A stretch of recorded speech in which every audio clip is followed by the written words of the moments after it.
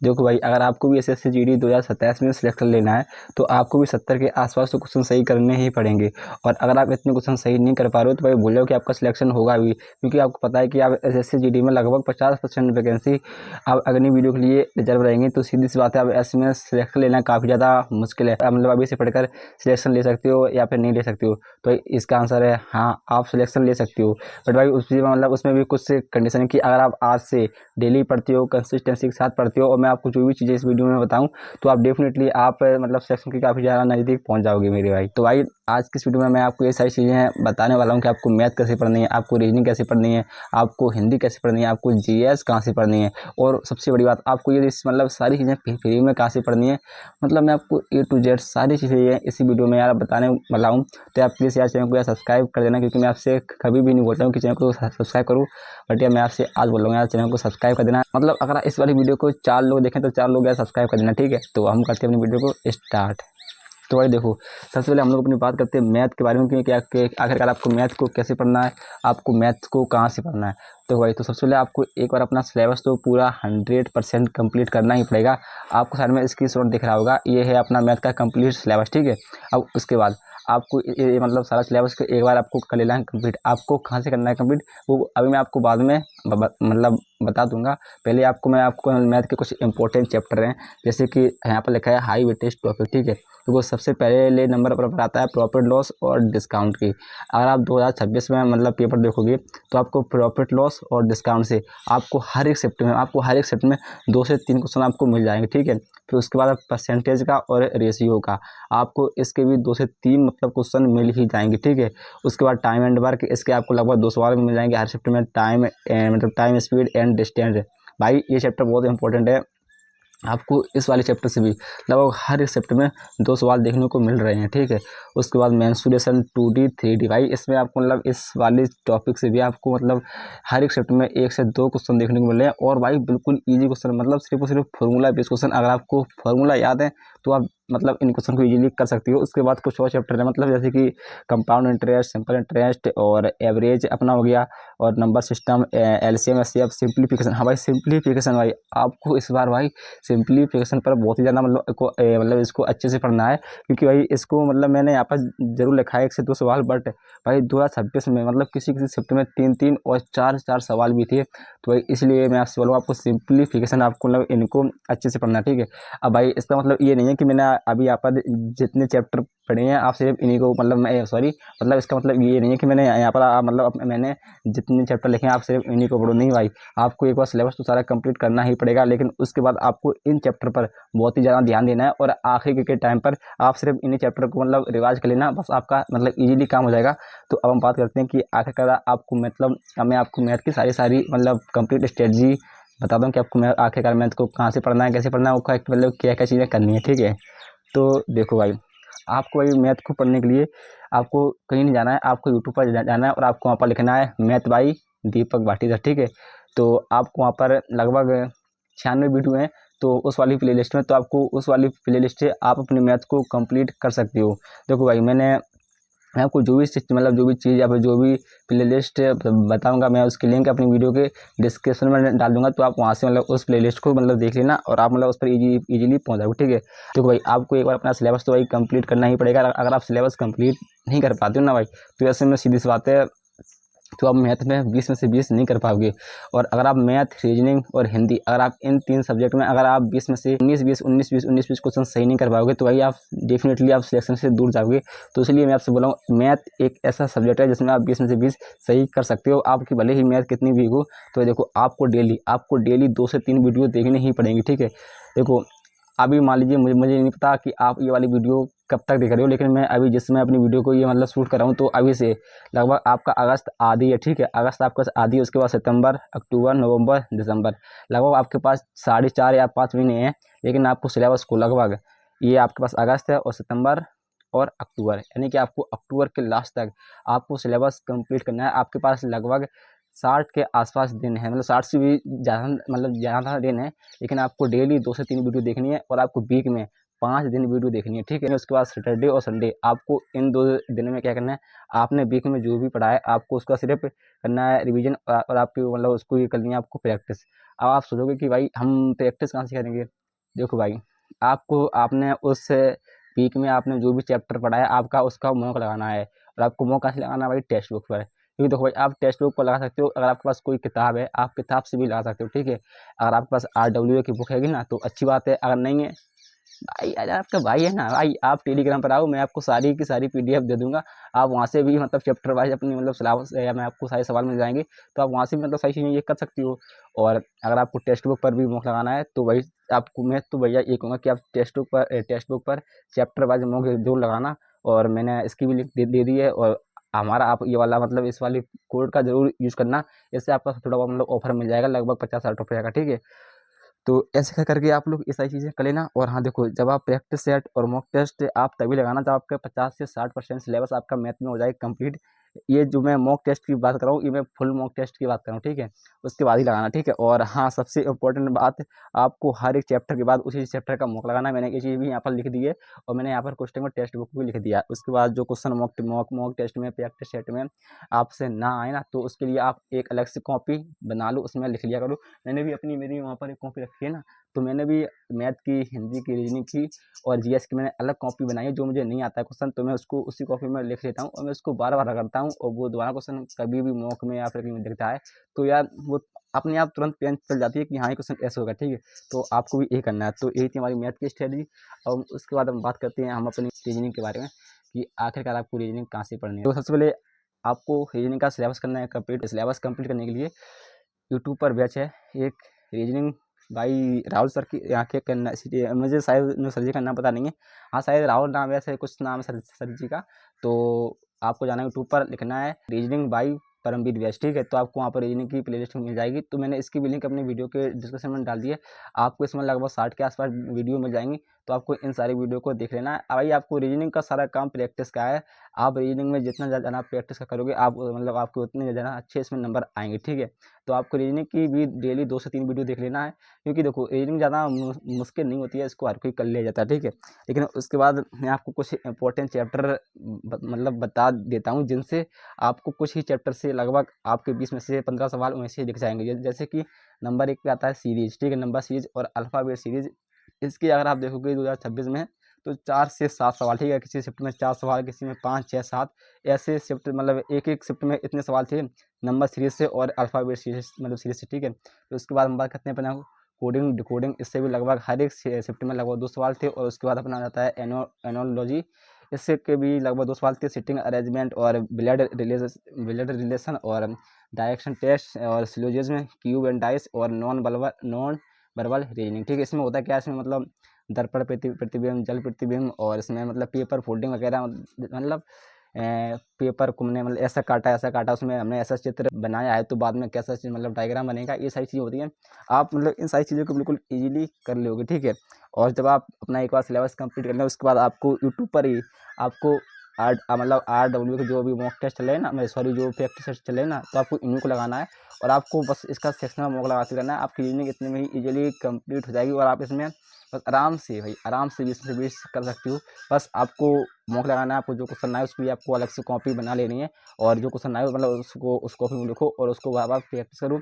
और आप जैसे कि कुछ चैप्टर होते हैं, जैसे कि हो गया क्लॉक, ऐसे कैलेंडर, आपको इन चैप्टर पर थोड़ा ध्यान देना है, क्योंकि इससे वैसे क्वेश्चन नहीं आती हैं, लेकिन कभी कभी आ भी जाती हैं, और हमारी शिफ्ट में भी आ गई थी, ठीक है। तो आपको इन पर ध्यान देना, आपको इनके फॉर्मूले वगैरह याद करके रखने हैं, और बाकी आपका आराम से हो जाएगा, ठीक है। भाई मैंने यहाँ पर क्या लिखा, अगर दम है तो इस बार सिलेक्शन लेके दिखाओ भाई, आपको मान जाएंगे, ठीक है। और अब हम इसके बाद बात करते हैं अपने हिंदी के बारे में, कि आखिरकार आपको ये अपना हिंदी कहाँ से पढ़ना है, आपको अपना हिंदी का सिलेबस कहाँ से कंप्लीट करना है। देखो भाई, सबसे पहले आप लोग यहाँ पर देखो स्क्रीनशॉट, ये हमारा हिंदी का है कंप्लीट सिलेबस, ठीक है। तो आपको एक बार ये वाला सिलेबस तो आपको कंप्लीट करना ही पड़ेगा। तो सबसे बड़ा सवाल ये है कि हम आखिरकार हिंदी का सिलेबस कहाँ से कंप्लीट करें। तो भाई देखो, अब मैं तो यही बोलूँगा कि आप इसके लिए सबसे अच्छा तरीका है कि आप RW की जो हिंदी की बुक आती है ना, आप उसको मतलब कंप्लीट पढ़ लो। आपका उतने में सिलेबस कंप्लीट हो जाएगा, ठीक है। मेरे हिसाब से तो आराम से हो जाएगा, मैं भी वहीं से ही पढ़ रहा हूँ, ठीक है। अगर आप सोचो कि मैं यूट्यूब से पढ़ूँ, तो उसके लिए एक यूट्यूब चैनल है विद्याग्राम स्टेट एग्जाम्स, तो उस पर एक सर जी हैं, तो एक मतलब वो फ्री में हिंदी पढ़ा रहे हैं, आप वहाँ से भी पढ़ सकते हो, ठीक है। लेकिन हाँ, अगर आपके पास RW की हिंदी की बुक नहीं है, तो यार मैं हूँ ना, तो मैं उसकी भी मतलब जो पीडीएफ होती है ना, वो मैं अपनी टेलीग्राम पर डाल दूंगा। तो आप इसलिए बोला हूँ, आप टेलीग्राम भैया जरूर से ज्वाइन कर लेना, ठीक है। उसकी भी लिंक मैंने मतलब वीडियो के डिस्क्रिप्शन में डाल दी है। और हाँ, अब हम बात करते हैं हिंदी के कुछ इंपॉर्टेंट टॉपिक के बारे में भाई, जिससे कि 2026 के एग्जाम में काफ़ी सारे क्वेश्चन देखने को मिले थे। देखो सबसे पहले अपना आता है प्रशासनिक सेवा शब्दावली। इसमें लगभग देखो 377 क्वेश्चन आए थे टोटल 2026 के एग्जाम में, और 52 शिफ्ट में आई थी, ठीक है। मैं आपको एक चीज़ बता देता हूँ, 2026 के एग्जाम में लगभग 60 शिफ्ट हुई थी, और 60 शिफ्ट में 52 शिफ्ट में 377 क्वेश्चन आए थे प्रशासनिक शब्दावली से। और उसमें मतलब आप ये समझो कि हर एक शिफ्ट में 6 से 7 सवाल इसके आए हुए थे भाई। आप लोग को समझो कि 20 में से 6 सवाल 7 सवाल किसी एक टॉपिक से आ रहे हैं, तो भाई सीधी सी बात है, बड़ी बात है। और उसके बाद गद्यांश आपको पता है, वो तो हर एक शिफ्ट में आता है 5 क्वेश्चन, ठीक है, वो तो आराम से आप लोग कर ले जाओगे। उसके बाद शुद्ध वर्तनी, इसके भी लगभग हर शिफ्ट में 2 से 3 सवाल आए थे, और हमारी शिफ्ट में भी इसके 2 सवाल आए थे, ठीक है। उसके बाद बात करते हैं पारिभाषिक शब्दावली। एक से 2 क्वेश्चन आए हैं हर एक शिफ्ट में। देखो पारिभाषिक शब्दावली आप लोग जानते होंगे कि उसमें मतलब जैसे मान लो कोई थाने में कोई काम होता है, तो उसकी जो दिनचर्या किसमें लिखी जाती है, तो ऐसे मतलब उसमें सवाल मतलब पूछे गए थे। तो आपको इनके लिए भी मतलब बुक में आपका सारा कुछ आपको मिल जाएगा, ठीक है। तो इसलिए मैं आपसे बोल रहा हूँ कि आप बुक की, अगर आप बुक ले रहे हो तो अच्छी बात है, अगर नहीं ले पा रहे हो तो उसकी पीडीएफ आपको मिल जाएगी, ठीक है। उसके बाद वाक्य शुद्धि के लगभग लगभग हर एक शिफ्ट में 2 क्वेश्चन आए थे, ठीक है। अब हम बात करते हैं जैसे कि विलोम शब्द, पर्यायवाची। तो भाई इनसे आप देखोगे कि इनसे ज़्यादा क्वेश्चन आपको देखने को नहीं मिले हैं। जैसे कि विलोम शब्द के 48 क्वेश्चन आए थे 25 शिफ्ट में। सोचो कि 2026 में 60 शिफ्ट में हुई थी, 60 शिफ्ट में से 35 शिफ्ट में विलोम शब्द नहीं आए थे, सिर्फ 25 शिफ्ट में आए थे। और 25 शिफ्ट में से मतलब 48 क्वेश्चन आए थे, लगभग एक शिफ्ट में 2 क्वेश्चन आए थे, ठीक है। और बाकी के 35 शिफ्ट में विलोम शब्द आए ही नहीं थे, ठीक है। उसके बाद जैसे कि अब बात करते हैं पर्यायवाची की। 2026 के एग्जाम में पर्यायवाची के मात्र 32 क्वेश्चन आए थे, वो भी 19 शिफ्ट में। और लगभग 41 शिफ्ट में पर्यायवाची तो आए ही नहीं थे। उसके बाद रिक्त स्थान की पूर्ति लगभग 20 सवाल आए थे, ठीक है। तत्सम तद्भव मुहावरे ये भी आए थे, मतलब ये ऐसे आए थे 7-8 शिफ्ट में ये चीज़ें आई थी बस, और बाकी के 50-52 शिफ्ट में ये चीज़ें नहीं आई हुई थी। लेकिन इसका मतलब ये नहीं कि आपको ये नहीं पढ़नी है, ये आपको सही सिलेबस तो आपको सारा कंप्लीट करना ही पड़ेगा। और हम बात करते हैं व्याकरण के बारे में, जैसे कि संज्ञा, सर्वनाम, और मतलब ऐसे मतलब वाच्य वगैरह, तो उपसर्ग वगैरह। तो इसके सवाल हर एक शिफ्ट में मतलब जीरो से 2 सवाल थे। किसी शिफ्ट में एक भी सवाल नहीं आया था, किसी में 1 आया था, तो किसी में 2 आए थे। 2 तो बहुत ही, एक आध शिफ्ट में 2 सवाल आगे होंगे। मोस्टली सभी शिफ्ट में या तो 0 सवाल थे या तो 1 सवाल था, ठीक है। 2 सवाल एक आध शिफ्ट में आगे होंगे, ठीक है। तो मैं आपसे ये बोल रहा हूँ कि इसमें जो शुरुआत के 5 टॉपिक हैं, इन 5 टॉपिक से 15 से आपको लगभग 15 के आस-पास क्वेश्चन आपको मतलब मिल गए थे 2026 के एग्जाम में, ठीक है। यानी कि ये स्टार्टिंग के 5 टॉपिक कितने इंपॉर्टेंट है, आप लोग ये समझ सकते हो भाई। तो पहले आप इन्हीं को पढ़ो। अगर किसी बाईटी से मतलब अगर आपको किसी यूट्यूब चैनल से पढ़ना है ये सारी चीज़ें, तो मैं फिर से बोला हूँ, विद्याग्राम स्टेट एग्जाम पर एक सर जी हैं, वो अपने मतलब सीरीज मतलब वहाँ पर एसएससी जीडी की हिंदी पढ़ा रहे हैं। तो मैंने उसकी भी प्लेलिस्ट की लिंक अपने मतलब वीडियो में लगा दूंगा, उसको भी देख लेना, ठीक है।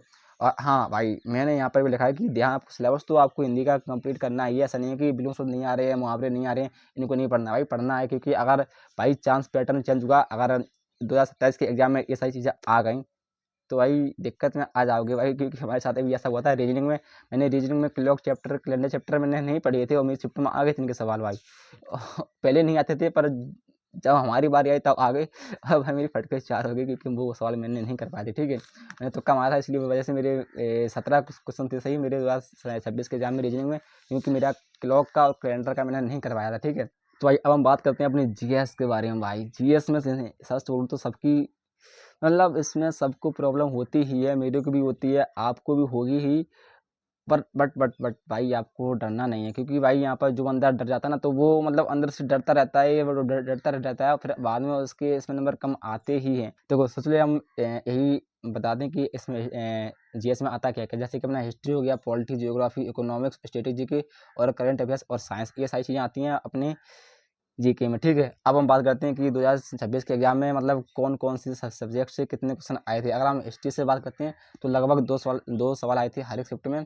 और पॉलिटी से भी 2 से 3 सवाल आए थे। और जियोग्राफी से लगभग 2 सवाल, ठीक है। किसी में 1 सवाल भी था, किसी में 2 थे, तो किसी में 3 सवाल भी थे जियोग्राफी से। और बात करते हैं इकोनॉमिक्स से भी लगभग 2 के आसपास सवाल आए थे, ठीक है। और भाई स्टैटिक जीके, भाई क्या बोले भाई इसके बारे में।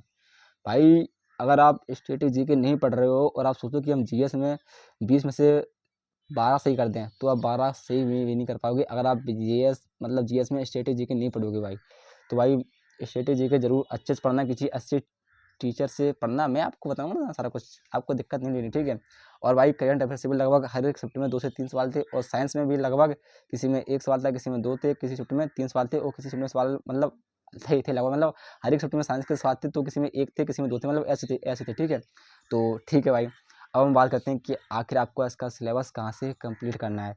सबसे पहले हम लोग बात करते हैं हिस्ट्री के बारे में। भाई ऐसा नहीं है कि आप एसएससी जीडी के लिए पढ़ रहे हो और आप 100 क्लास की प्लेलिस्ट देख रहे हो हिस्ट्री के लिए, मतलब मैं जीएस में बात कर रहा हूँ, ठीक है। देखो भाई जीएस ऐसी होती है, आप इसको कितना भी पढ़ो भाई, अगर आपका एग्जाम में आना है तो आ जाएगा, अगर आप नहीं आपको वो क्वेश्चन आएगा ना, तो आप चाहे 100 वीडियो देख लेना भाई साहब, फिर नहीं आएगा तो फिर नहीं आएगा, ठीक है। तो इसलिए मैं आपसे बोला हूँ हिसाब से एग्जाम ओरिएंटेड आप जीएस पढ़ना, क्योंकि जीएस में भाई इसका सिलेबस बहुत बड़ा है, आप इसको कितना भी पढ़ो आपको यही लगेगा कि मैंने बहुत कम पढ़ा है, ठीक है। तो देखो हिस्ट्री के लिए आपको यूट्यूब पर ही परमवीर बैच मिल जाएगा, जिसमें नमी सर ने इसमें मतलब पढ़ाया हुआ है, ठीक है। हिस्ट्री के लिए नमी सर बेस्ट है, मैंने इसकी प्लेलिस्ट अपनी वीडियो के डिस्क्रिप्शन में लगा दिए, तो आप वहाँ से मतलब नमी सर जी की हमारी वीडियो, मतलब हमारी नमी सर की वीडियो देख लेना, वहाँ से आपकी हिस्ट्री हो जाएगी। मैंने भी हिस्ट्री यहीं से मतलब अभी पढ़ रहा हूँ, ठीक है। उसके बाद पॉलिटी की बात करते हैं। भाई पॉलिटी के लिए अजीत सर बेस्ट है। अगर और मैं आपको बता दूं कि अजीत सर विद्याग्राम स्टेट एग्जाम पर पढ़ा रहे हैं, यूट्यूब पर ही पढ़ा रहे हैं, तो उसकी भी प्लेलिस्ट में आपको मतलब वीडियो के लिंक में वीडियो के डिस्क्रिप्शन में लगा दूंगा, तो आप वहां से जाकर इनकी पॉलिटी को पढ़ सकते हो। और अगर आपको ये बताऊं अच्छी बात, मजे वाली बात, अगर आपको भाई बैच चाहिए, बैच RWA का 2026 वाला कर्मा बैच, टेलीग्राम पर आ जाओ, ठीक है। और इसके अलावा मैं कुछ नहीं बोलूँगा, वहाँ पर आपको सारी चीज़ें फ्री में मिल जाएंगी, मैं आपको दे दूँगा, ठीक है। उसके बाद हम बात करते हैं इकोनॉमिक्स के। तो भाई इकोनॉमिक्स के लिए 2026 वाले कर्मा 2026 वाले कर्मा वैसे पढ़ लेना भाई, ठीक है।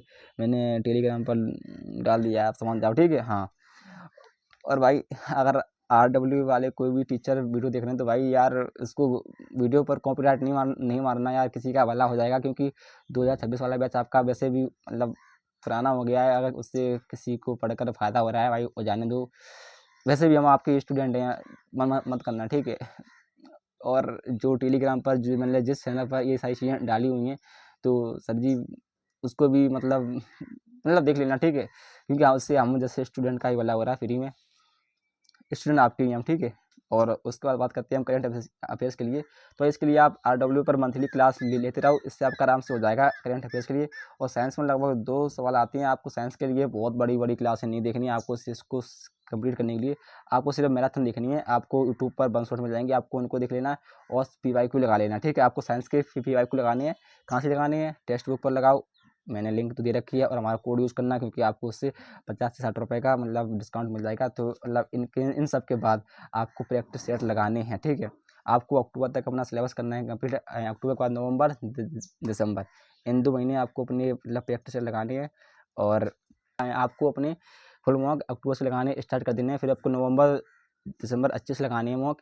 उसका अच्छे से, ऐसा नहीं है कि आप सिर्फ मॉक लगा रहे हो उसके बाद छोड़ दे रहे हो भाई, क्योंकि अगर आप मॉक लगाने के बाद छोड़ रहे हो तो भाई आप कुछ ना कुछ गलत कर रहे हो, ठीक है। तो इसलिए मैं आपसे बोला हूँ कि आप मॉक लगाओ, उसका एनालिसिस करो, जो कुछ नहीं है उसको कॉपी में लिखो और उस पर प्रैक्टिस करो, ठीक है। तो तभी मॉक लगाने का आपको फ़ायदा मिलता है। तो भाई ऐसे करके अगर आप पढ़ाई करोगे ना, तो आप डेफिनेटली आप सिलेक्शन के देखो भाई, मैंने आपको इस वीडियो में जो भी स्ट्रेटजी बताई है, अगर आप इसको फॉलो करोगे तो आप मेरे हिसाब से मैथ में आराम से आप 20 में 20 के ले जाओगे, आपके रीजनिंग में भी 19-20 हो जाएंगे, और आपकी हिंदी में भी 19-20 हो जाएंगे। बट भाई जीएस में मैं फिर भी कह सकता हूँ, अगर आप मैंने जो भी मतलब मैंने आपको सोर्सेस बताए हैं, अगर आप अपनी जीएस को वहाँ से करते हो तो आप 12 के ऊपर क्वेश्चन सही कर ले जाओगे, ठीक है। देखो आपको मैथ, रीजनिंग, हिंदी ये 60 क्वेश्चन आते हैं, अगर आप इन 60 क्वेश्चन को अगर आप 56 के आसपास क्वेश्चन सही कर ले रहे हो ना, 56 क्वेश्चन, और अगर आप जीएस में 13-14 क्वेश्चन सही कर ले जा रहे हो, तो भाई अगर आपके 70 के आसपास क्वेश्चन सही हो जाएंगे ऐसे में, और आप डेफिनेटली आप सिलेक्शन के काफ़ी ज़्यादा नज़दीक पहुंच जाओगे, आपका फाइनल लिस्ट में नाम आ जाएगा। बस मेडिकल में बाहर मत होना मेरे भाई, मेडिकल फिजिकल में, ठीक है। बाकी यार भाई वीडियो कैसी लगी, वीडियो को लाइक कर देना और चैनल को सब्सक्राइब भी कर देना भाई, सब्सक्राइब जरूर करना, ठीक है। बहुत मेहनत लगती है इसके लिए भाई, मैंने बहुत मेहनत करी है, क्योंकि यार मुझे भी सारी कुछ चीज़ें देखना पड़ता है कि आपको मैं कहाँ से पढ़ाऊँ, आपके लिए कहाँ से पढ़ना होगा, जिससे कि आपके भी नंबर आएँ। तो बाकी जय हिंद, वंदे मातरम।